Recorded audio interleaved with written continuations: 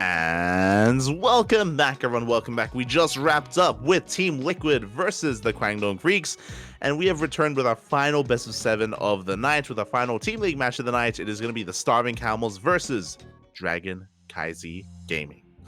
Let's go, Bobby. Let's go.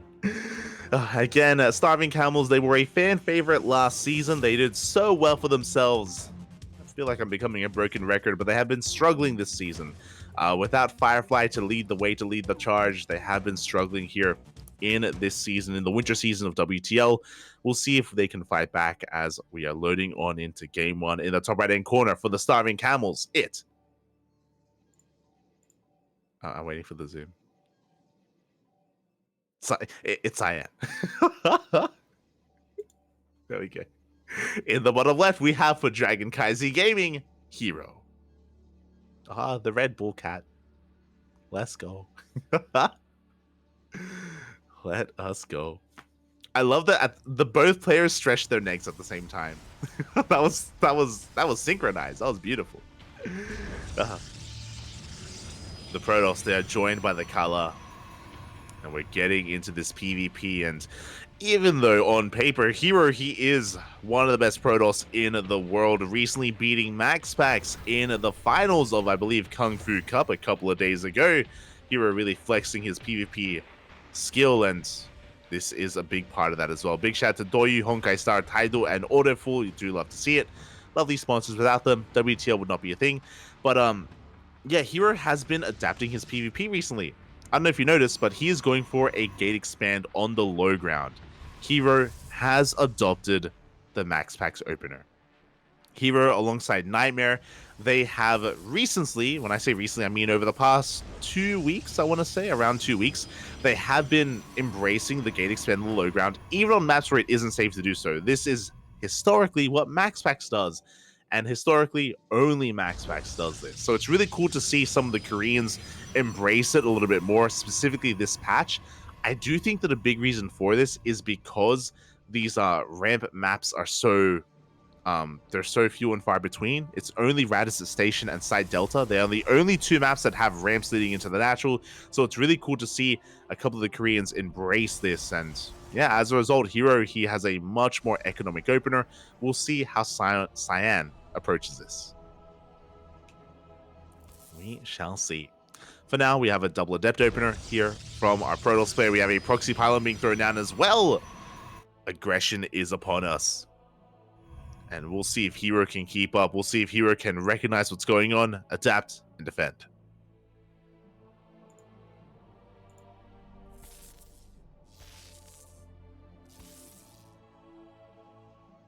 So now the probe does slip into the main base. We have spotted both of those adepts. We do have a Stargate follow-up for both players. It is going to be, I believe, a proxy Stargate from Cyan and a defensive Stargate from Hero.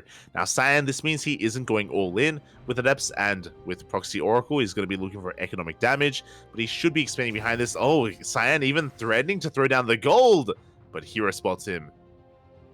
He does spot him, does delay him as well. Adepts, they head across the map. They're going in towards the main base. They shade in. Oh, they shade past the wall. We force a recall as well. Damage is being done. 2 probe kills already. A good start for Cyan. We got a 3rd, even a 4th. Oh my god. We got a 4th. We got a 5th worker as well. 5 workers for 1 adept. An amazing trade here for our blue Protoss. Hero, he's still trying to get back into this. Again, Cyan taking the regular expansion. No one is taking the gold. The proxy has been spotted. Barely is spotted here by Hero. Big scouts. As he is not turning back around with his stalkers. Does he have much at home to defend? There is a shield battery in the main. I guess there's not much here at the natural, but yeah, the Oracle that goes straight for it. Boys are pulled. The workers are saved.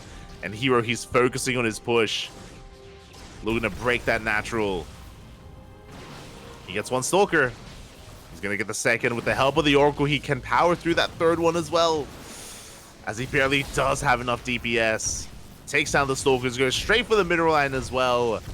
And Hero, he's snowballing out of control. That's going to be 5, 7 worker kills already. Cyan, he had such a good start. But 10 workers fall. And Hero, he maintains a massive worker lead. 20 stalkers, 20 probes even, for 31 from Hero. Ay. From here, Cyan, he needs to counterattack. He does come across a free stalker. Not bad. Phoenixes do reveal themselves, and they're going to be able to shut down one of the Phoenixes of Cyan. And with that, Hero, he should be able to maintain himself. Going for a Robo back at home, a gateway as well. He has no Twilight Council, so no Blink, but with that Robo, he gains access to Immortals. And Cyan just doesn't really have a way to do any counter damage. He lost his Oracle, lost his Phoenix. The production's being camped. He can't make anything else from this Stargate. And it's going to be an uphill battle for Cyan. Yeah, there we go. Twilight Council's on the way, but it's such a late Twilight Council as well. It felt like Cyan was almost trying to decide himself where he wanted to take this and how to approach this. Of course, with the Twilight Council, he gains access to Blink. Could even go for a Dark Shrine.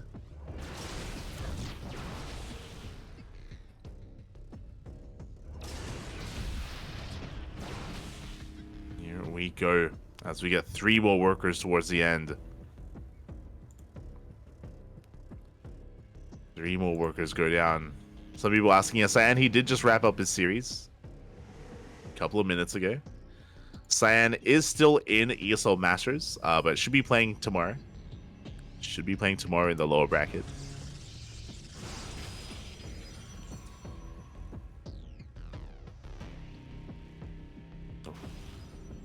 As we have that Blink on the way, Hero just building himself up. Again, he's had such a robust economy, and once he breaks free, he can take his 3rd base. He can continue to just reinforce. Slowly working on that Immortal count. Yeah, Proxy Pylon on the way. Just so we can move out.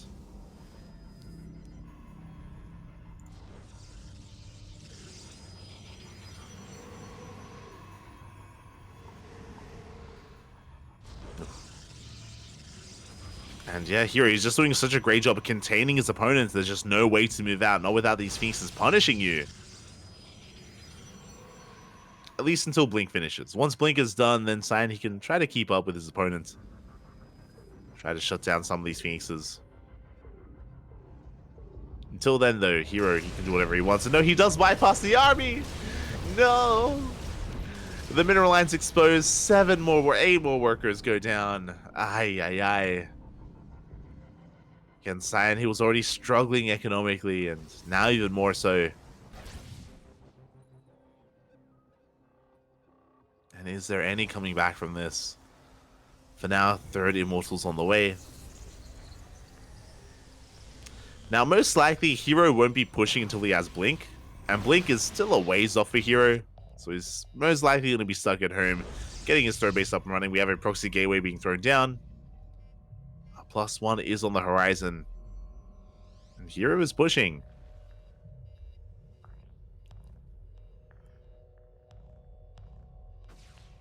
He's moving out just to shut down the Proxy.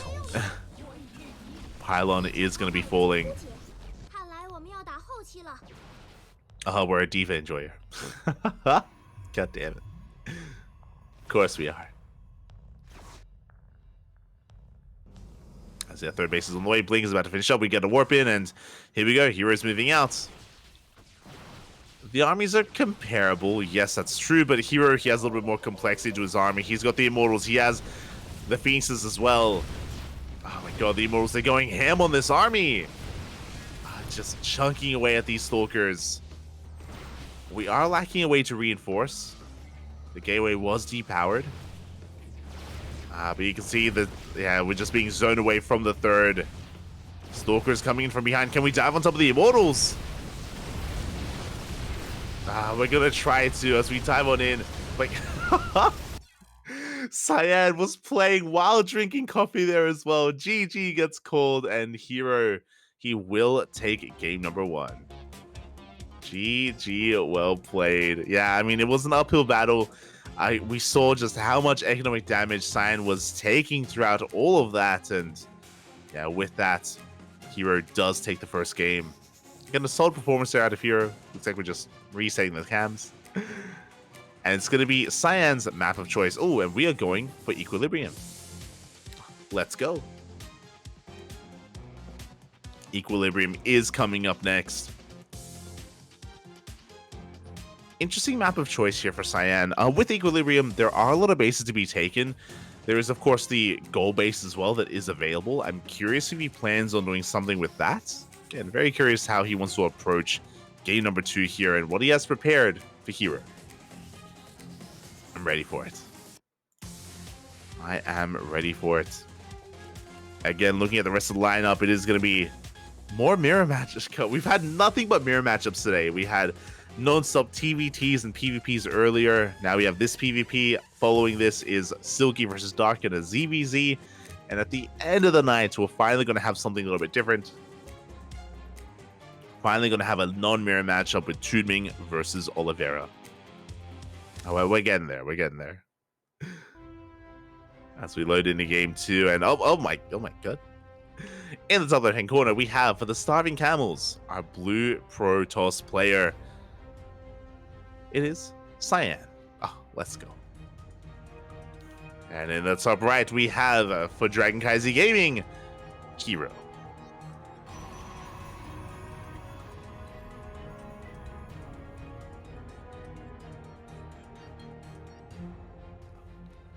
Here we go again. Hero just taking a massive economic lead in the last game, getting so much damage done with his oracles, with his phoenixes as well. Just crippling the economy, taking a lead and maintaining that lead throughout the entire game. And it was just an uphill battle for Cyan from that moment forward. He had a nice moment with his adepts early on, but outside of that, it was just Cyan clawing his way back into it. And barely could not. But we'll see what our plan is for Equilibrium. I'm ready for it. I am ready for it.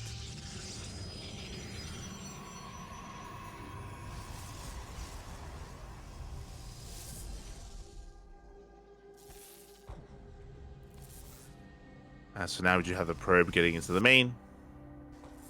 Going to be a double gate opener here from Cyan.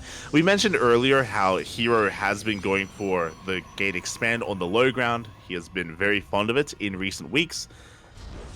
Again, another adopter here of the Max Pack style, just going for these greedy openers and goading his opponent into an all-in. Cyan, he comes in with a probe scout. He does see the low ground wall off. Question becomes, is Cyan going to try and punish this? Is he going to try and all-in?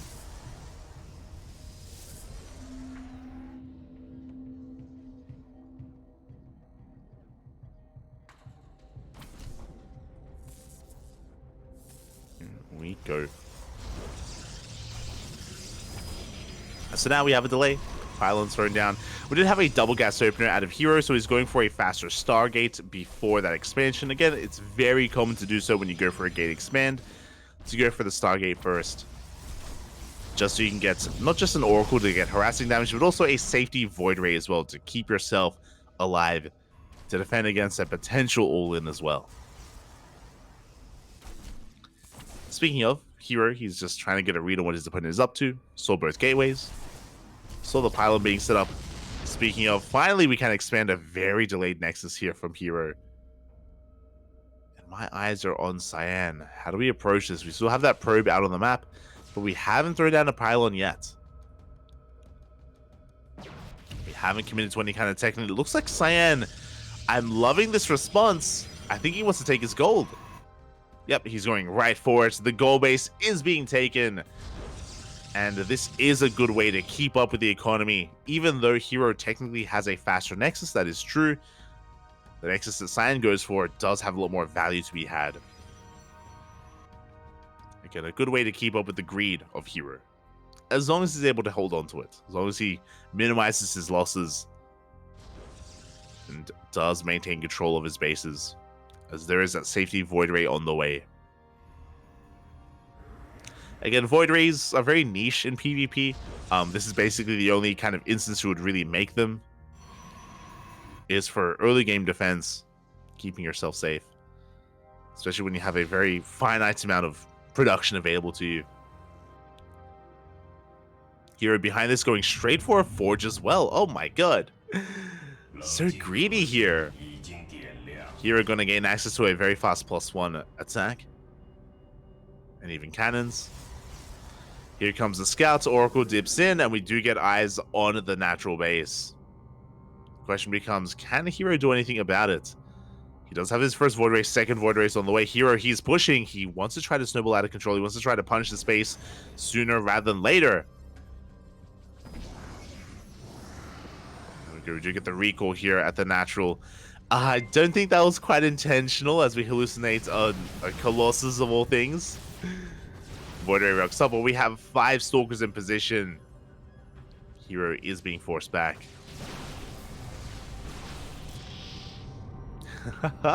I mean, at least we get, we scout the army. Yeah, you can see Cyan shaking his head for a moment there. Again, I don't think that was quite intentional. As a result, there we go. Second hallucination is moving out. Trying to get a read on what kind of tech Hero is working with. He should see the fast forge upgrading. And should also see the delayed Twilight Council. There we go. He does confirm. So he's aware that Hero is going to be up in upgrades when it comes to the quality of his army. But there is going to be a window where Cyan has Blink and his opponent doesn't. Stalkers are in position. Oh my god, but the prismatic alignment is just going ham. So many Stalkers go down. Ay, ay, ay. Gateway is going to be depowered. And Hero, he takes control of the main base. Is going to be forced into the dead space. So as all we dive in. Oof. One Void Ray does go down. Again, a bit of an overextension from Hero. Meanwhile, Cyan, again, he's down in workers, but he has the gold base. He's now taking the Rich Hessing Gas Geyser as well. Cyan, he's keeping up. He is keeping up.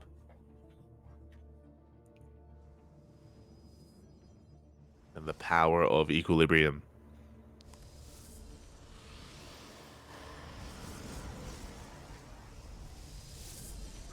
Oh, a big shout to Shiva Blaster. Also, oh my god, I just remembered. Shout out to Shiva Blaster for gifting a sub to Thorn in the chat. Gracias, Papa, gracias. Thank you for the support.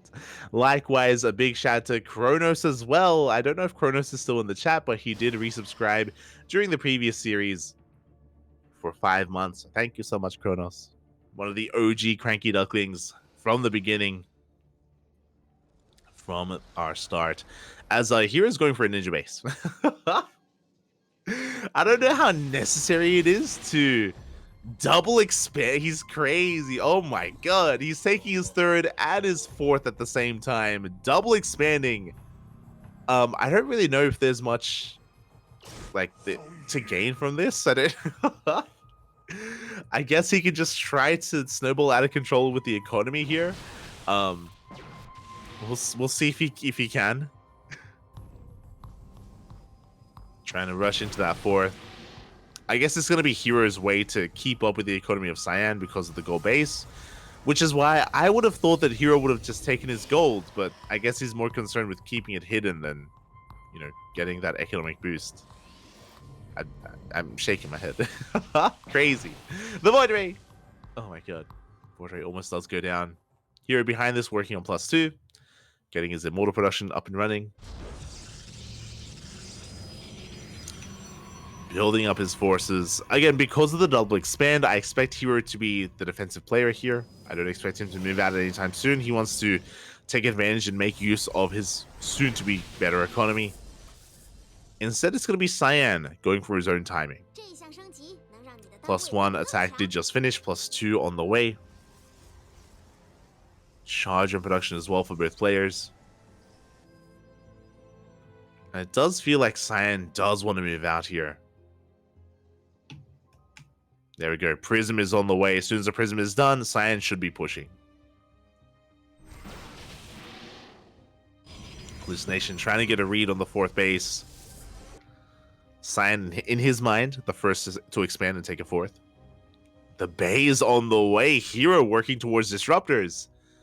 I mean, it's Hero. He could I guess, get into Colossus, and that's not unheard of. Colossus in PvP. Cut to skillless. But should be disruptors. As Cyan is pushing 32 Stalkers, double the Stalker count of Hero. Cyan, he's up in army supply. Hero investing in his economy. Is he going to be caught out? As Cyan is pushing.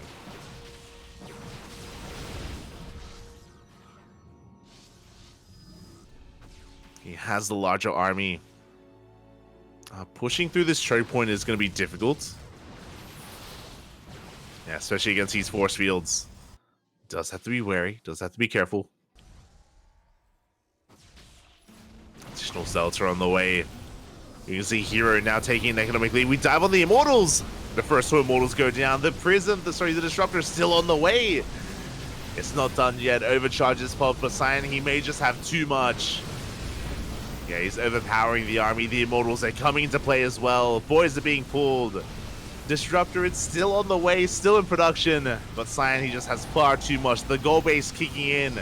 Coming into full swing. Before Hero's ninja base. Here comes the Disruptor, but it goes down. The Nova will not go off, and Cyan is looking to fight back. Hero leaning back in his chair. He knows he just doesn't have enough. He cannot hold. The ninja base a little bit too crazy, a little bit too fancy, a little bit too wild. Wasn't able to take advantage of it. Third base has been broken. We're getting on top of the production, and Cyan is fighting back for the Starving Camels. Of course, it's Cyan, but Cyan, the new ace player. Nova doesn't connect. GG gets called, and Cyan will tie things up 1-1. GG. GG, well played. Again, Hero was unable to punish the goal base of Cyan, was unable to really do much at all to the economy of Cyan in the end in this game. His answer, instead of trying to punish the economy, was to extend his own by going for a ninja base, but it really just took too long to get going. As a result, Cyan was able to hit first, hit hard with +1. With a pretty robust army. I think he was up 20 army supply when he pushed. Up 20 supply. And the Disruptors, they barely weren't ready in time. Again, given a couple of extra seconds, and Hero, he would have had his Disruptors, would have had some Novas to defend, to zone away the army. It would have been a different game. Completely different game. GG, well played. For now, we're tied up, and we're getting ready for the trifecta. We've been casting a lot of TVTs and PvPs tonight. And now we have a ZVZ. A ZVZ between Dark and Silky. Let's go. Let us go. As we are getting ready for our next best of 2. Game 1 is going to be on Hecate. And I want to believe here that the Starving Camels, they have a chance. Again, Cyan is the ace player on the Starving Camels. The new ace, I should say. He is the one that the team has to rely on to really get some momentum going. And now that they have some momentum, now that we're tied up 1-1, can Silky pull off a miracle? He's done it before. Silky, he has caused a lot of upsets. He's taken down some big names. Can he do it again in the top right-hand corner for the Starving Camels? We have Silky. Usually under the sea. And in the bottom left, we have, for KaiZi Gaming, Dark. Here we go.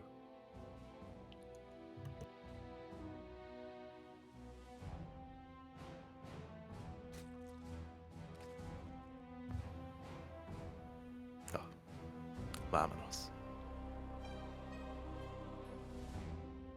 I'm catching up with the chat. What's happening? CranKy Ducklings have been around for a very long time, but yeah, they didn't really take off until 2020. Yeah, 2020 was when we started casting pro events. Like, we started casting in 2017. Fun fact, it was in, as we're getting into openers, hatch gas pools, standard openers. I believe our first premier cast or premier tournament was Copa America, which was at the end of 2019. Before that, I think our first venture into pro play was VTL, which was the Vietnamese Team League. The Vietnamese Team League, which was also at the end of 2019. And I think we started GPO at the end of 2019 as well. So, like, end of 2019 is when we, like, got into things. And And beginning of 2020 was like we got into all the weeklies like Sentimiento Latino, Bota, Battle of the Americas, eventually Copa Hyperion. Yeah, been a long journey, a long journey. But yeah, I guess end of 2019 was when we started branching away from just like our own like amateur stuff and our own regional stuff. But yeah, for now, we are getting into this so far. Again, standard openers between both Dark and Silky. Hatch gas pool. Overlords are moving out. And everything is looking as it should be. Okay, so as we settle into this, again, my eyes are on Silky more than anything. He is one of those players that has been able to bring down players like Creator and other big names as well with very specialized builds. Specifically in ZVZ, there is a lot of potential for two-base play, you know, fast roaches, even a link flood. But off of a hatch gas pool, a little bit less so. Things are looking a little bit more normal, and I'm concerned for Silky. I feel like in a normal standard game, of course, Dark is the heavy favorite. We'll see if that continues to be the case. For now, third bases are on the way, and we should soon be seeing Baneling Nests as well. And everything is looking pretty normal so far.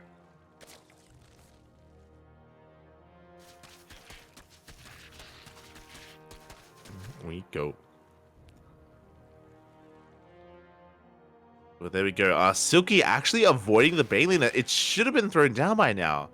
So very peculiar here. Skipping the Baneling Nest, which means we're going to be spending that gas on something. What exactly are we spending that gas on? And there we go. We're going for a big Ling Flood. 20 Lings in production for Silky. No Baneling Nest. We have 200. Okay, there we go. We have 200 gas in the back. We're going straight for the Roach Horn instead. A bold move by Silky. Very bold move. With this, he's going to be going Ling versus Ling Bane.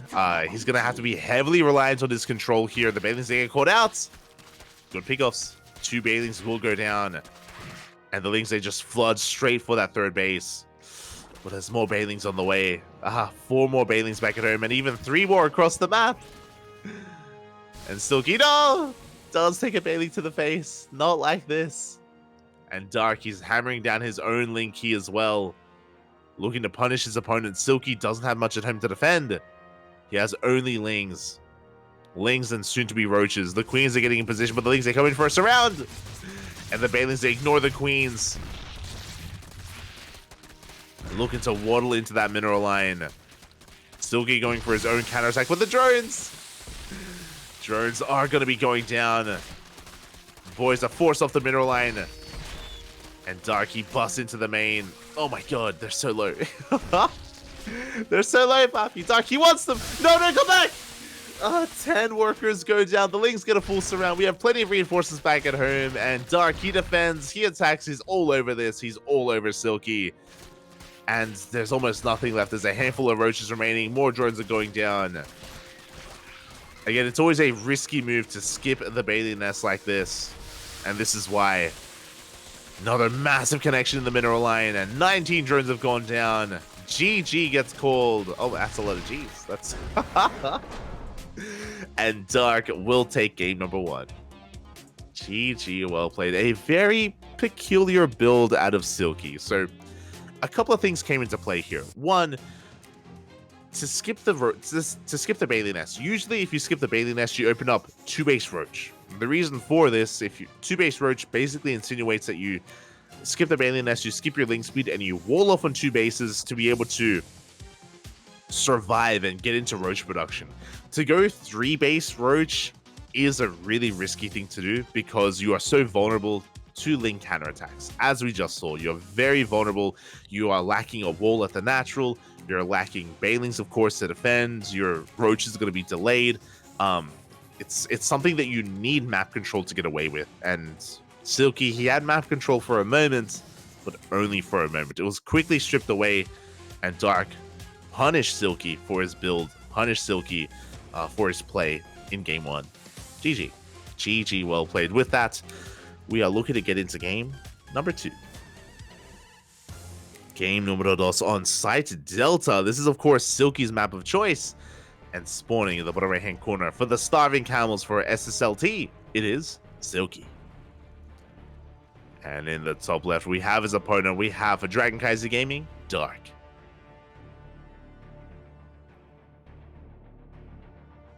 Here we go. We're settling into that second game, and Silky's droning. We're both players. To be fair, both players are going to be droning here. No crazy 12 pool shenanigans. Not yet. Not yet. From here, we should be getting a hatch first. Now, Side Delta is a good map for 2-base Roach, or 2-base play in general. Because of the ramp leading into the natural, you have a pretty solid defensive advantage and defensive feature available because of the map. And if you wanted to, you can try to skip the Ling Bane portion and get straight into Roaches, but we'll see. We'll see if either player goes in that direction, or if we do try to play this straight up like the previous game, getting into a third, getting into Ling Bane. For now, hatch gas pool. Standard opener, Bobby. Standard opener.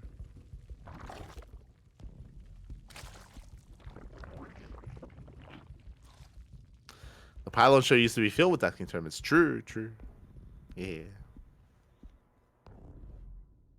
Feels pylon show, man. Feels pylon show. As overlords are going to be moving out. Again, so far everything is looking normal. Everything is looking as it should. No major deviations yet, and I expect to see one, especially from Silky. Again, he is coming in as the underdog, and he has to be the one to do something out of the norm. Playing straight up against Dark, admirable, right? It's a really impressive kind of feat to try to go for, but yeah, it's Dark, you know?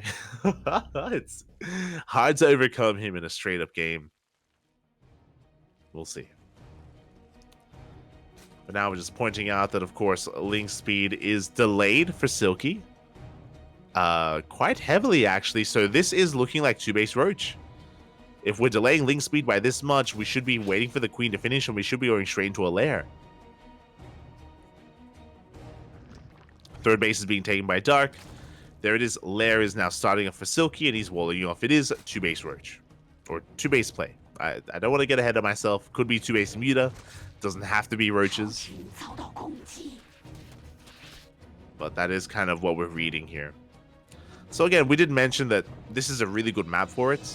Just specifically because of the ramp, because of the high ground that you have. It is a lot easier to defend on 2 bases and to get away with 2-base play in general. So again, very endemic to the map itself. Now, because we skip link speed, that's also a tell that it should be to get into Roach production. We haven't taken additional gases yet. There is always the option for Spire play, but if it was Spire, we would have seen more gases by now. As the Roach one is thrown down, the Lair's about to finish up.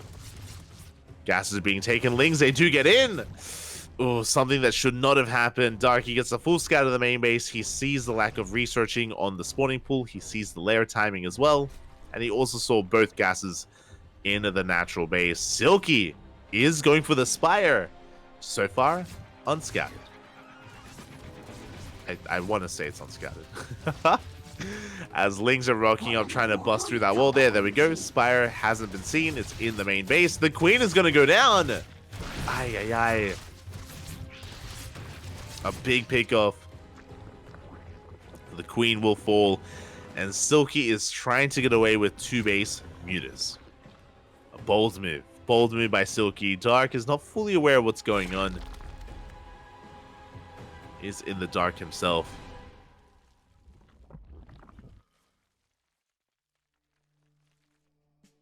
+1 range is on the way. I'm curious if we're going to cancel or commit to +1 range. I'm curious if Silky only plans on making a handful of Mutas from map control and then going into Roaches, or doubling down on Muta production. Both are viable options. They are options. There we go. Silky is making a wave of safety Roaches. 4 Roaches are on the way. Spine Crawler as well. Silky now trying to expand and take a third base. We do have a handful of mutas in production. I think that was Nova. So there we go. 4 mutas now in production. Overseer's coming in. We should eventually scout the Spire, or even the mutas as they pop. Spire is cancelled. Dark already knocking down the front door. He catches the queens. Another queen goes down. The mutas, they do reveal themselves. Dark is pushing. He catches a couple of roaches for free. And we can threaten the third base. Mutas have arrived, but the third doesn't have a lot of HP to begin with. Ooh, and we are going to force a cancel. Behind this Dark, getting into additional queens. Oh. He's going to be supply blocked. There we go. Queens are on the way. Spores as well. These roaches doing a great job at just buying time. And we have confirmation. Silky did only make a handful of mutas. I think he made 4 or 5 mutas in total. And behind this, roaches. Roaches are on the way.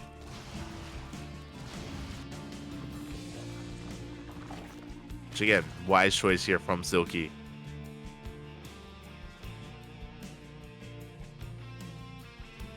He's got roach speed on the way. +2 range as well. Dark going to be doubling down on tunneling claws and burrow as well, just to make use of his roaches so we can try to harass across the map and bypass those mutas. I'm loving the spore placement in each base and between the third and the fourth. Sorry, the third and the natural.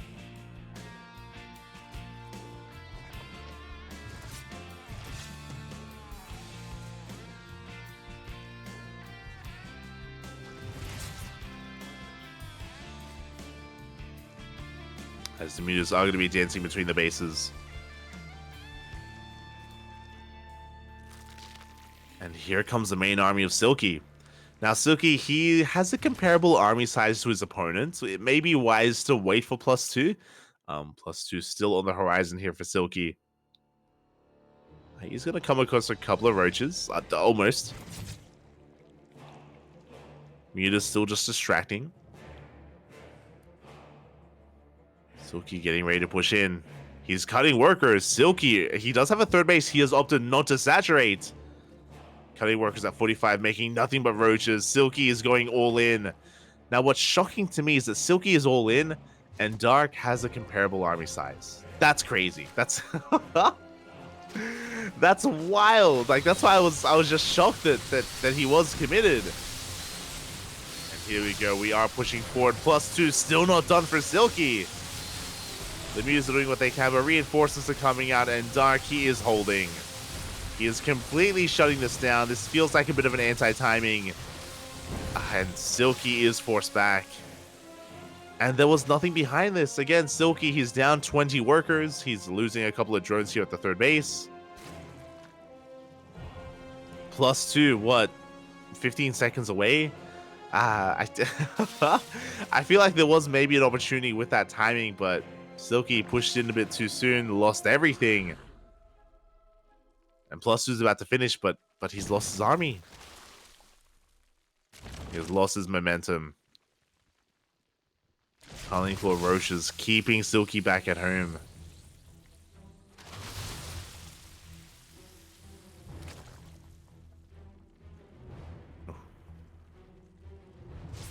And with that, Dark has a massive lead. Like, it's an insane lead that Dark has. He cleaned up all the mutas. They went down to the queens. Dark, he's ahead in workers, evening up the upgrades. +1 carapace now on the way. And Dark is maxed. He's up 50 supply. Even 60 supply at this point. He's going to be pushing through. Silky, now he's droning, but it's too late for drones. Not like this. He has the better concave. Does attempt to surround the army, but it's a numbers game, and Dark, he just has too much. He's going to be working his way through the army. We have detection available as well.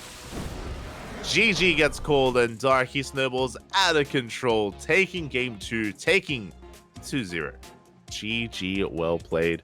Initially, Silky did well gaining map control, but cutting workers at 45, going for this essentially 2-base all-in, didn't quite work out for him. You know, he wasn't able to hit with his upgrade timing either. He did hit before that, and because of Dark's macros, maybe the most apt way of putting it, because of his macro, because he was able to drone up so heavily early on, he got away with so much, and he was able to just overwhelm Silky in the end.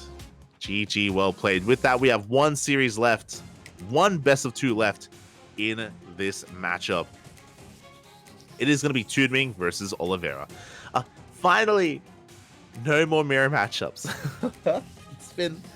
It's been a night full of mirrors, full of just PvPs and TVTs and even ZVZs, and finally we have a little bit more diversity with a Zerg versus Terran. Oliveira, of course, the reigning world champion.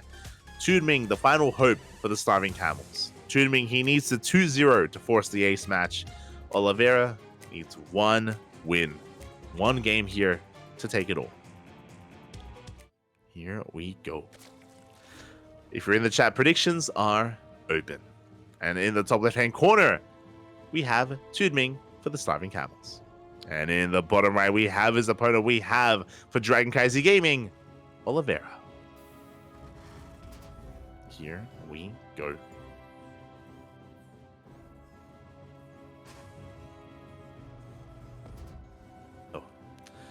Finally, we do get a little bit of diversity here, and Oliveira is going for a low ground 2 racks.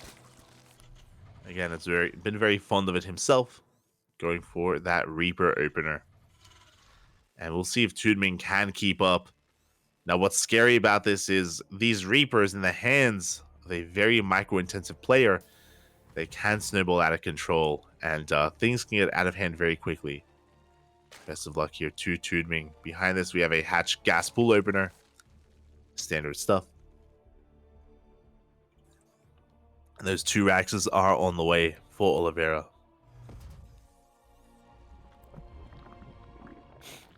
Mirror, mirror on the wall, tell me which mirror match is the most beautiful of them all.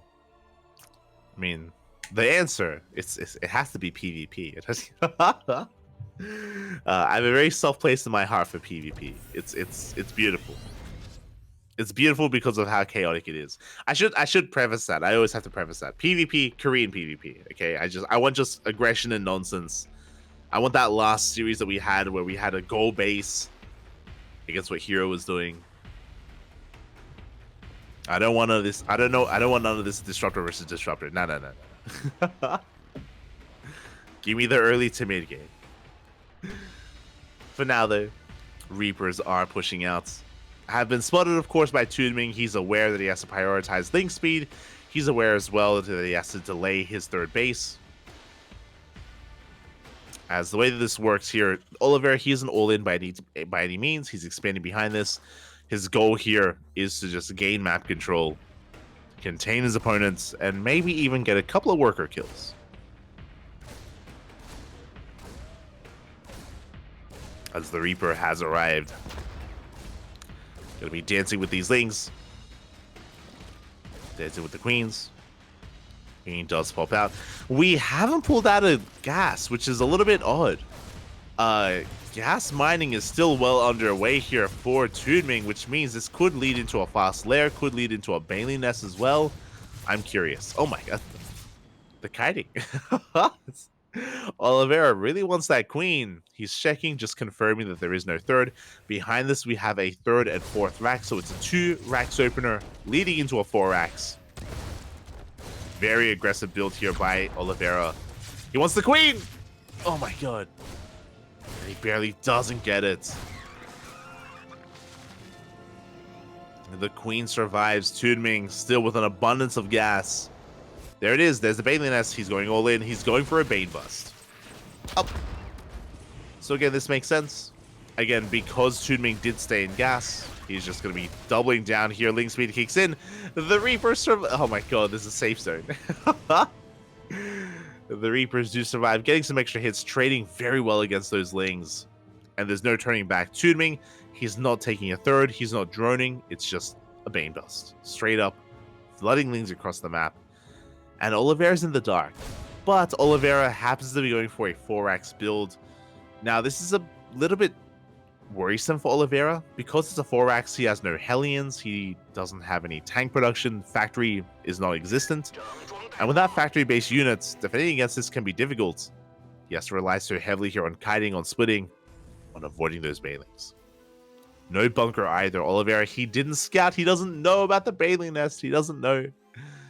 He is a woefully underprepared. TooDming, he has a chance. He can pull this off. Here we go. The Banelings, they do reveal themselves. The wall has been broken.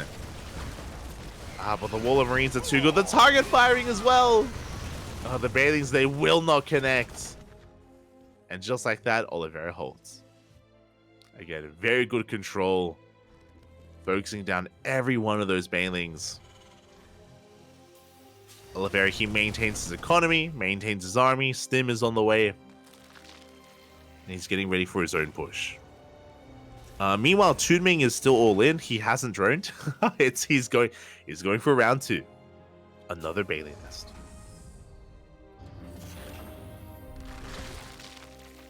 Sorry, another Bane bust. Still one nest. And here we go. If at first you don't succeed, try and try again. Still no bunker. But the spread of Marines is just looking a little bit too good. There's just so much DPS here.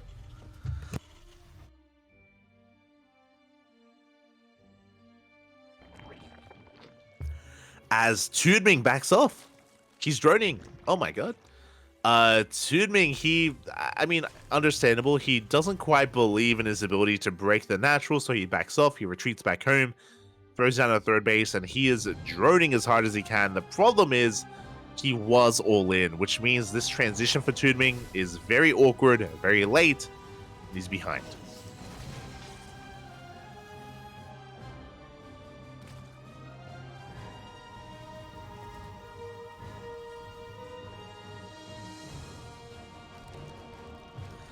Oh boy, it's going to be an uphill battle here for TooDming. Lair is on the way. Oliveira is just building up his army. He's trying to get a read on what's going on, trying to figure out where exactly the army is. Scan reveals the saturation at the natural as well as the gas guys are being taken, so now he knows his opponent is droning. He knows his opponent is attempting to transition. With that layer, of course, we can get into Baneling speed, which is going to be the most important upgrade here for TooDming. And Oliveira keeps his main army back at home. His army is back at home, and yeah, he is going to be getting into that drop play.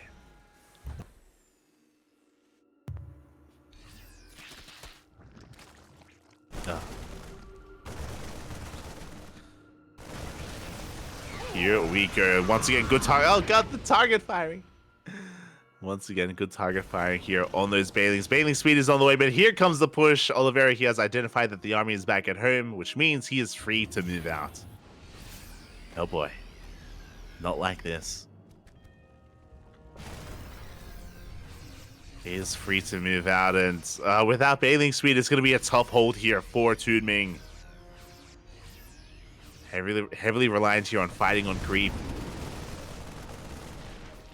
Overlord's going to be going down. Good tank positioning as well from Oliveira. It's going to be a slow push, so TooDming, he has time to gather up some reinforcements. More Lings, more Banelings. The Queens are coming forward. We can maybe get on top of one of those tanks, but oh my god.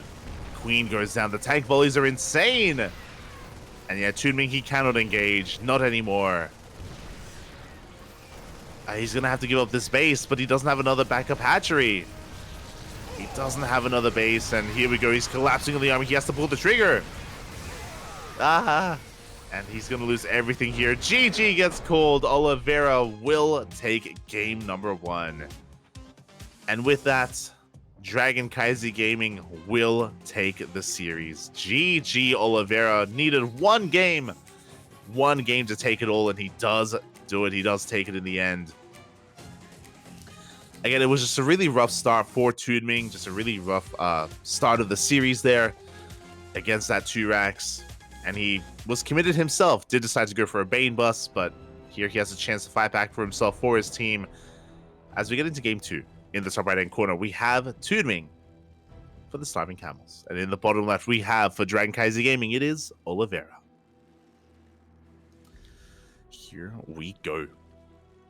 Again, despite the fact that Dragon KaiZi Gaming will still take the series, we still play out all of the games. All the games are still played to determine whether maybe the Starving Camels fight back, which can give them a little bit of better placement in the overall standings. Likewise, if DKZ take this a little bit harder, it also will benefit themselves in those standings as well. For now, Oliveira going for another low ground 2-racks, which I think is a really wise choice here. I do think that his Reaper control and the early game did work out quite well for Oliveira in game 1. May as well do that again. May as well do that again here in game number 2.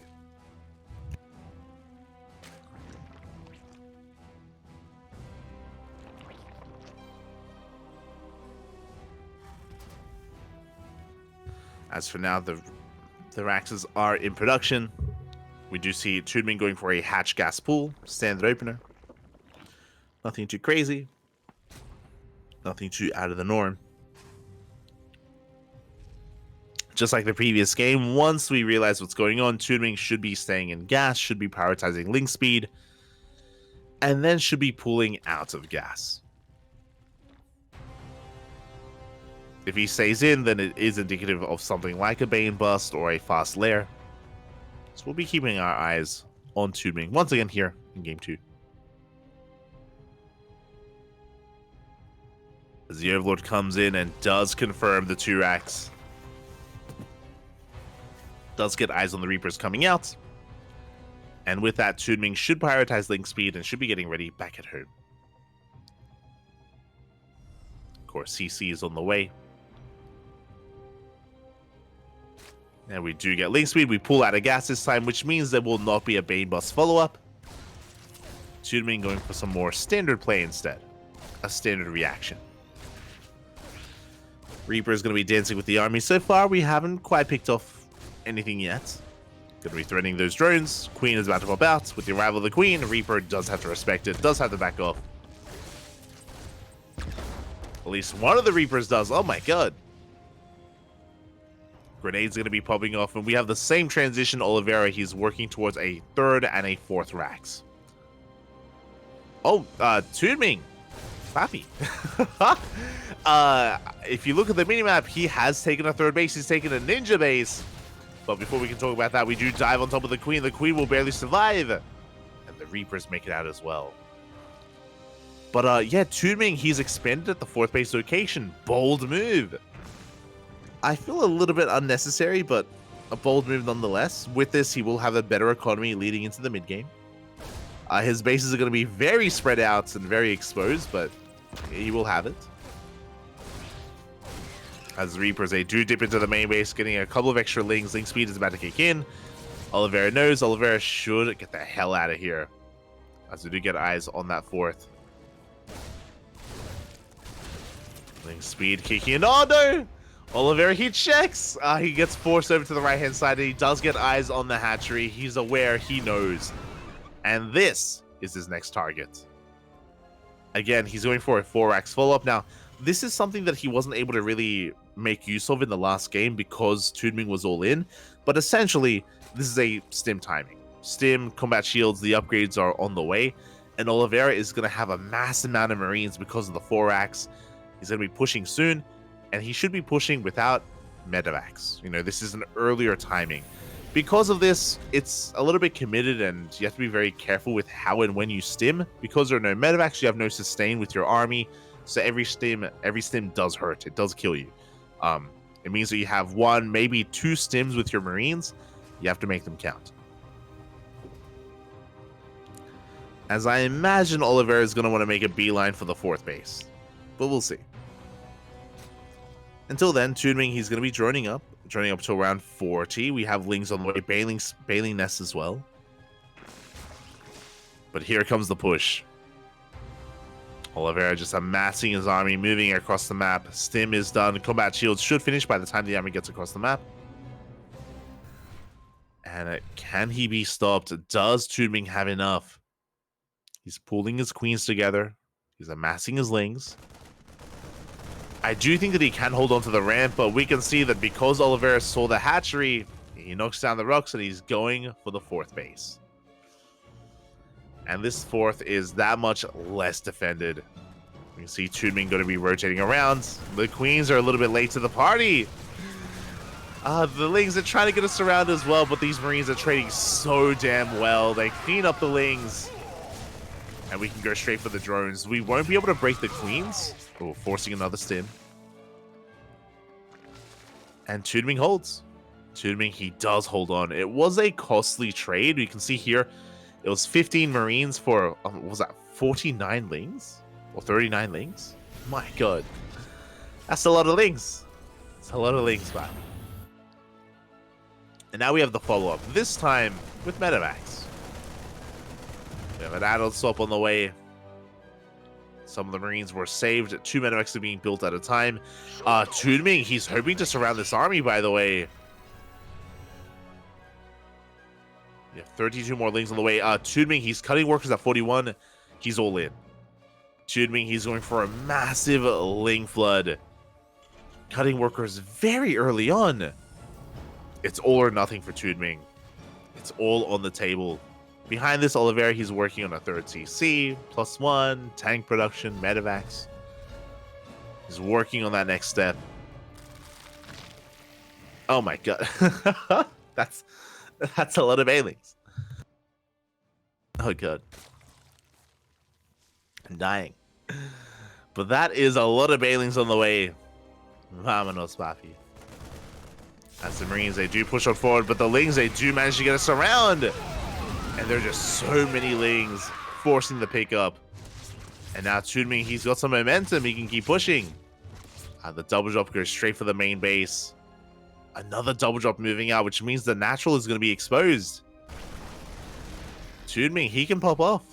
Oh, we're going to be losing some overlords. Oh, this is going to get awkward. We're basically going for a base trade. TooDming has very little at home to defend. We're going for the Bane Bust. Banelings, they are waddling in. They bust through the wall. They push into the natural, into the main base as well. And Oliveira, he's going to be in some trouble. Where can be the production? Good target firing from the tank, but it's still not going to be enough. The Marines, the split. Splits are looking good. Both players, they both dropped 23 SCVs. 25 SCVs, 23 drones. Where can be the production? At the same time, though, bases are going down. Oliveira still maintains a decent army across the map. The Banelings! No! As more SCVs are going to be falling here, and it looks like we can be the production. TooDming, he takes control of the main base. Meanwhile, Oliveira, he keeps on pushing as well. A nice control out of Oliveira, keeping a tank alive. Shelling away at those Marines, picking up everything. And migrating over to his 3rd base. Meanwhile, Oliveira, can he keep pushing? He's down to 4 SCVs. He barely has an economy. Barely has anything left. But he's breaking in. He's busting into the natural. The tank taking a lot of hits. We're getting into the mineral line. Drones are going down. Oof. TooDming down to 7 workers. And with Medivacs, we shouldn't lose anything. We should pick up. Oh my god. Yeah, the positioning is just barely good enough. GG gets called, and Oliveira will take the 2-0 in a very chaotic base trade. GG, well played. TooDming was almost able to hold on, but the efficiency of Oliveira's army was just too damn good. Too much to keep up with. GG, well played. But a shout out to TooDming. A shout out to TooDming here. He did make it close. Did put up a fight there, especially in that last game. But KaiZi Gaming, they will win it all here. They will take the series 5-1. So will Team Liquid, also with a 5-1 score. And that is going to be our round 8 done here for the week. And we have our updated standings. We have Onside at the top of the rankings, followed by Shopify, Basilisk, DKZ, Team Liquid, and Psystorm. interesting that it's not just Onside that's above Basilisk, but Shopify as well. Again, Shopify, they've been doing so well this season. They struggled so much in the summer, but in the winter they're thriving. So really good to see Shopify on top of the rankings there. Meanwhile, some of these teams have been struggling. The Starving Camels, Maturino, Kwangdong Freaks, Platinum Heroes, they are here at the bottom of the standings. But there is a chance. There is a chance for some of these teams to fight back, to bring it all back here, bring it home in our following weeks. Uwu. As we enjoy some Honkai Star, Papi. Let's go. Uwu. But yeah, so far a great week of StarCraft. For those wondering, 11 rounds in total. This is week 8, round 8 in the books. We have 9, 10, 11, 3 weeks remaining here for the round robin stage of WTL. Ooh, it's coming down to the wire. And of course, a shout out to Honkai Star, always. Shaking my head. But yeah, 3 weeks remaining here for WTL, and I hope you all enjoyed. I hope you enjoyed not just WTL, but also ESL Masters. I am aware that ESL Masters has been ongoing at the same time, and I hope you have been enjoying the both of them. ESL Masters Europe currently underway, and Americas is going to be in a couple of hours as well. When it comes to our next broadcast, we're going to be live in